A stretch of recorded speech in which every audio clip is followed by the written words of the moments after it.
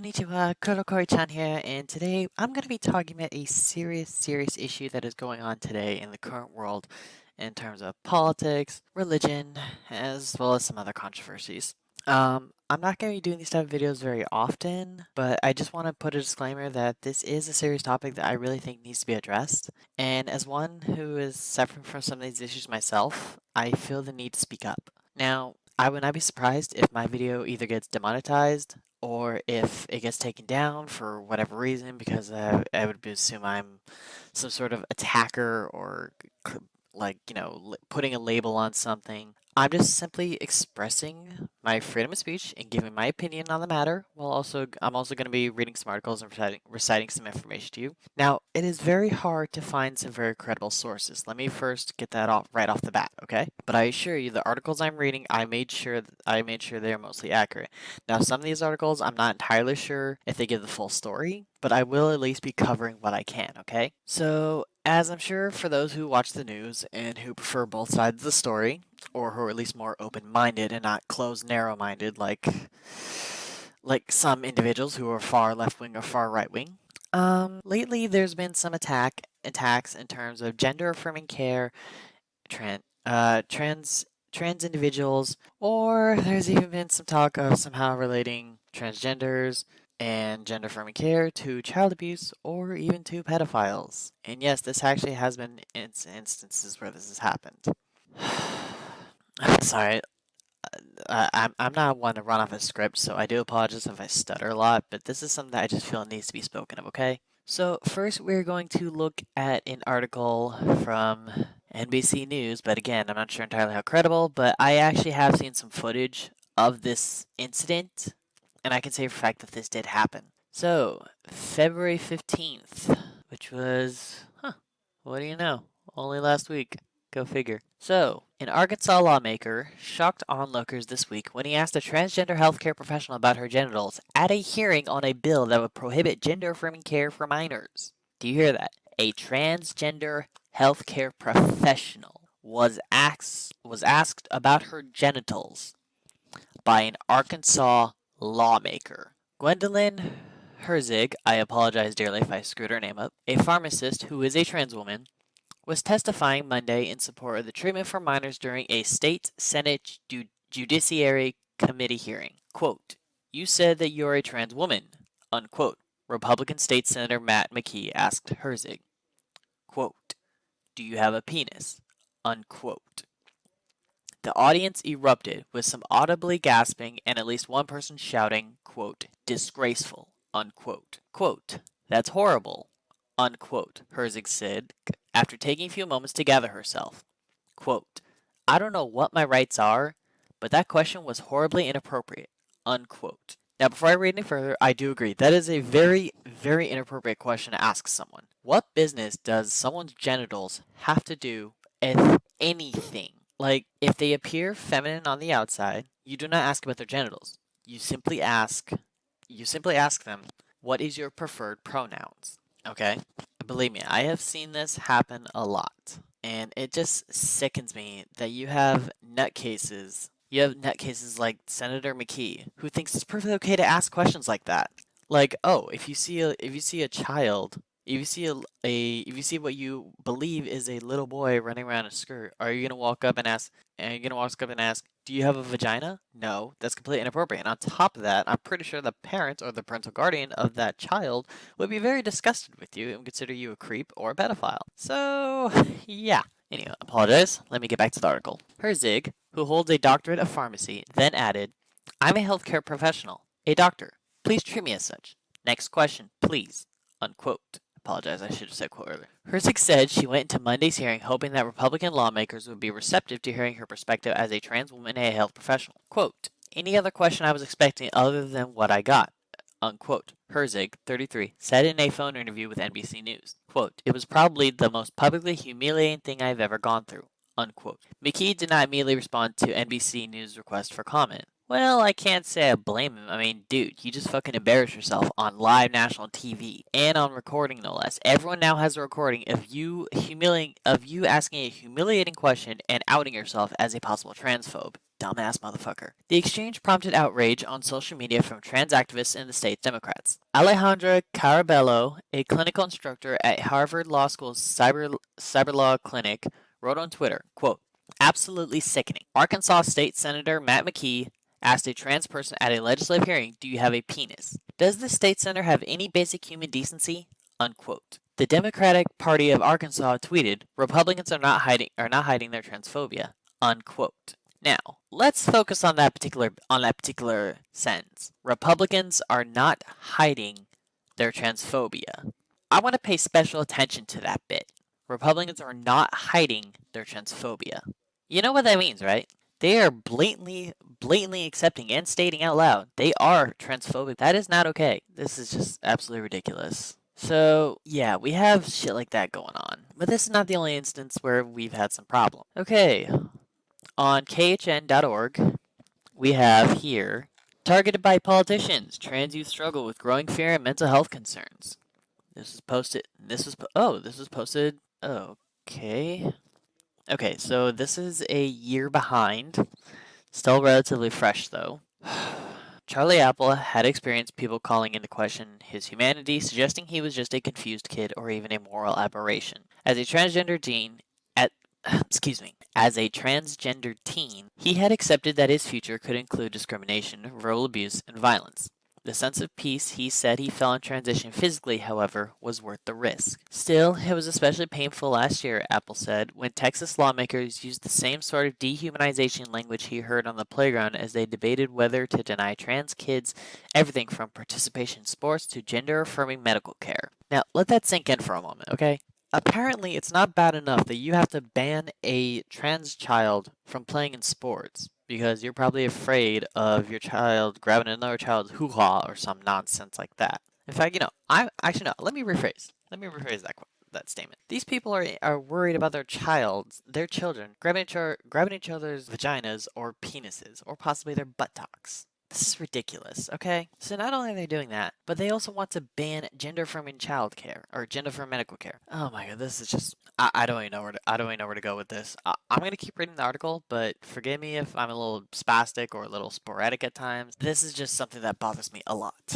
Quote: "Seeing these people who are supposed to protect you, who are supposed to make laws to protect children, say all these horrible things and make it clear that you are not worth fighting for." Unquote, said Apple, 18, who testified with his parents against several anti-trans bills in Texas. Quote, "That's a whole different thing." Unquote. State legislators across the country introduced a record number of anti-transgender bills in 2021, many specifically targeting trans youth. Texas lawmakers proposed nearly 50 such bills, including an unsuccessful bill that could have sent parents to prison and placed their child in foster care if they approved gender-affirming treatments. That's because, and if you look this up, trust me, it is true. I've read plenty of articles myself. They want to associate gender-affirming care with child abuse. And okay, where do I want to start with this? I have a severe problem with these type of people who think they know everything or who only think there are only two genders, either male or female, and you have to go with the one you're assigned with at birth. I'm trying so hard right now to keep calm while I'm reading this stuff to you guys. Okay, let me finish. In the first week of 2022 alone, legislators in at least 7 states proposed bills targeting LGBTQ plus youth. On February 3rd, South Dakota Governor Kristi Noem signed a bill banning transgender girls and college-age women from playing on female sports teams. It becomes the 10th state to pass such a ban. The debate isn't limited to the United States. In 2020, 3 judges from the United Kingdom's High Court ruled against the use of puberty blockers for those 16 and younger, saying it was unlikely youth could give informed consent. The decision was overturned in September 2021. Now, okay, let's look at that for a minute. Consent. Now, some children don't fully understand the word consent. I do have a viewpoint on that, but that's another can of worms. If a child recognizes who they are, though, and they know or they believe with complete certainty they are the gender that they identify as, then they can consent. They can speak to their parents, and if the parents support them, they can consent. Okay, seriously, consent is a little more complicated, but it's also easy to understand too if you understand the premise and the basics, as well as the little intricacies of it, okay? These youth are able to give consent to gender affirming care.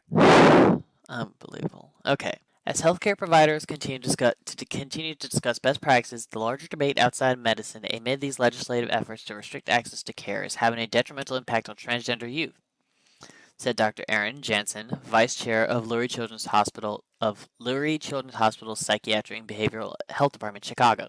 Jansen says, quote, "These are kids who are already quite vulnerable. We know that suicide rates among transgender youth are incredibly high. We would anticipate that legislative efforts that are created to reduce access to life-saving care are going to have negative consequences." Unquote. In a survey from the Trevor Project conducted last fall, 85% of LGBTQ plus youth reported that recent debates about anti-trans bills have negatively affected their mental health. In a survey conducted in 2020, the nonprofit that serves LGBTQ plus youth and focuses on crisis intervention found 42% of LGBTQ plus youth reported seriously considering suicide in the previous year, including more than half of transgender and non-binary youth. What I am concerned about is that something that is doing significant and documented harm to the health and well-being of LGBTQ youth is being seen as a highly effective political tactic and means of fundraising, said Casey Pick, a senior fellow for advocacy and government affairs at the Trevor Project. Quote, "It scares me that LGBTQ youth are being sacrificed to a political process." Unquote. In the past year, Pick said, the Trevor Project's Lifeline digital crisis services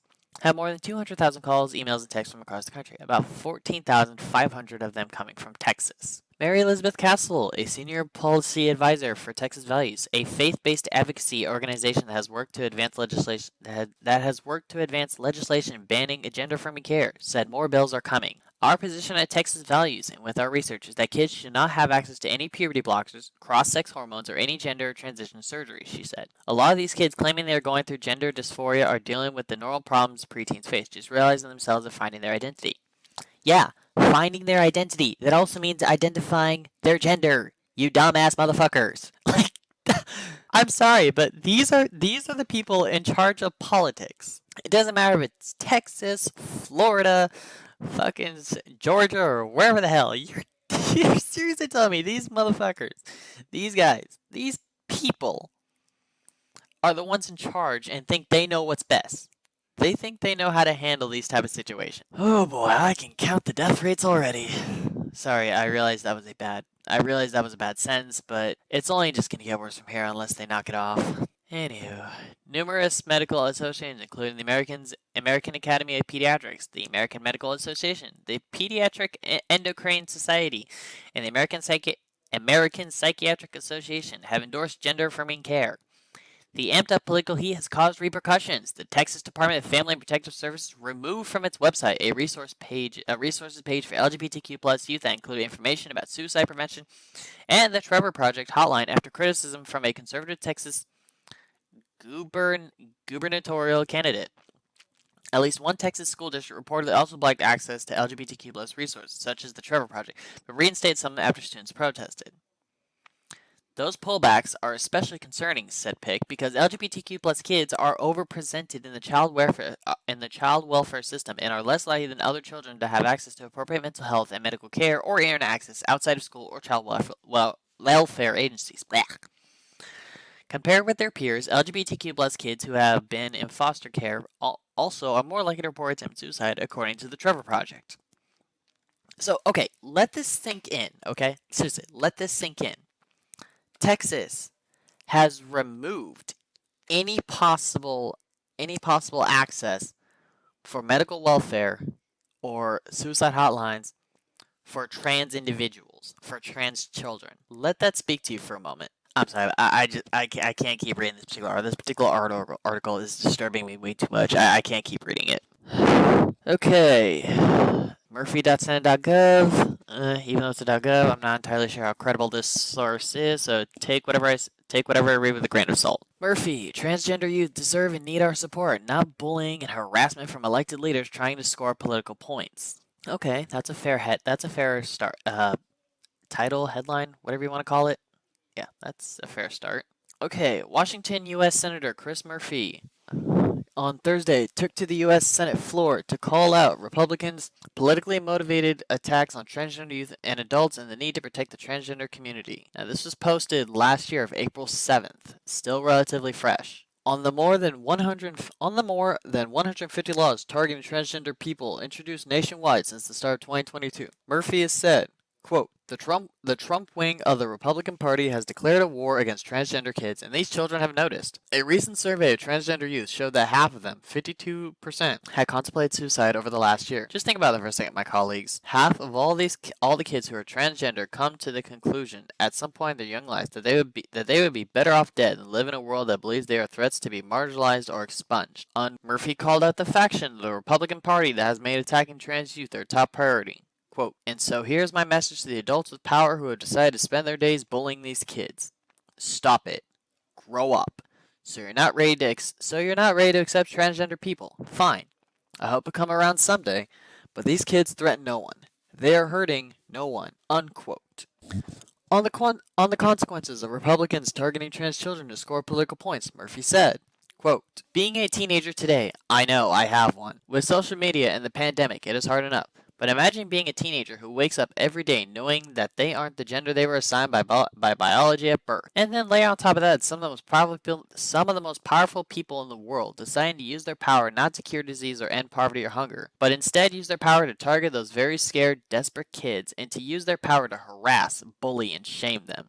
Imagine how small, how insecure, how weak a person must be to have all that power and use it to bully children. I tell you these stories because they are the consequences of adults' behavior. Donald Trump and Marjorie Taylor Greene and their ilk, they aren't murderers, but make no mistake, there's a direct through line from the hateful words and policies of leaders and the misery that too many transgender, non-binary, and gay kids are going through today. Unquote. Murphy adds. Now, okay, let's look back at that line. Let's look back at that for a second. As Murphy here says, imagine how small, insecure, and weak a person must be to have all that power and use it to bully children. Not necessarily just children, but just trans people in general. That says something. And Murphy has a point. So, I know this is not very likely what happened, but I'm going to branch out on a limb and say one of the reasons why some politicians don't like transgenders is not only because it violates the religious belief of there's only man and woman or male and female or whatever terms you want to use. It's possibly also likely because there's likely a political figure who found an individual very attractive and tried to hit on them, only to discover that they were a transgender. And since then, they've decided, well, I don't like transgenders because I don't want to sleep with a woman who has a penis, or I don't want to sleep with a man who has a vagina. Oh my god, I know that's not very likely what started this whole thing, but I'm pretty sure that instance has come up at least a couple times, and it's probably just not recorded on record. But seriously, like, these are adults. Physically they are adults, yes. But maturity and mental-wise, they are very much like spoiled children who've had everything handed to them on a silver platter and spoon-fed political and religious garbage. Their views are very, very jaded.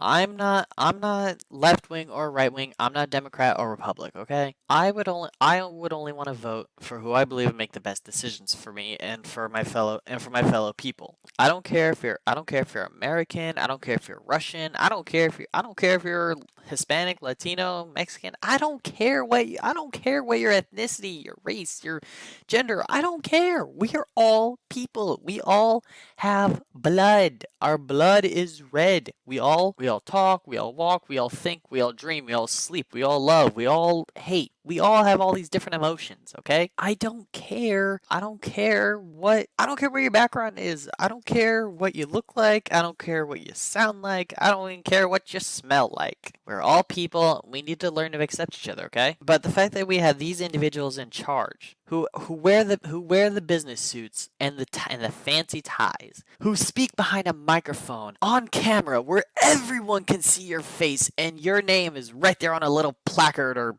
stand stand or whatever it's called, you know, the little flip thingy with your name on it. For you to stand there and with all your power say that and demonize and make a minority of people out to be monsters, demons, or sinners, or you know, they are everything wrong with people. It's just I honestly can't believe people sometimes. Yeah. There's too much on this article to read, but if you want to read more, go to murphy.senate.gov/newsroom/press hyphen releases slash Murphy hyphen transgender hyphen youth hyphen deserve hyphen and need. You basically get it. Just look up Murphy transgender youth, and I'm sure you'll find the article. But that's just and while we are on the topic of harassing transgender individuals, just recently there was an now I keep seeing this on TikTok a lot, but let's see. Okay, I am definitely not trusting Fox News. I don't care what they say. Okay, plus Fox News. Okay, actually, since we're on Fox News, let me actually just bring that up real quick. Fox News has stated that they are not an actual credible source of news information. They are an entertainment channel. Now, why they don't call themselves Fox Entertainment, I have no idea. Instead, they go with Fox News. But don't let the name fool you. They're not a credible news source. Now, with that out of the way, okay. So on to transgender youth. This was posted 10 days ago as of this year. So this is very, very fresh. On BuzzFeed News, a 16-year-old trans girl who was popular on TikTok was fatally stabbed in the United Kingdom. British authorities are investigating the killing of 16-year-old Brianna.